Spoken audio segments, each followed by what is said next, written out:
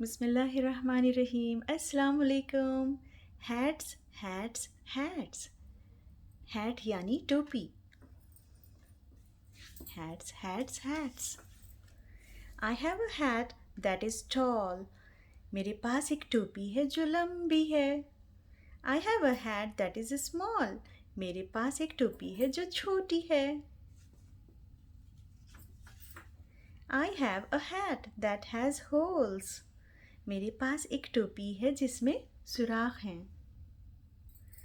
I have a hat that rolls. मेरे पास एक टोपी है जो लुढ़कती है।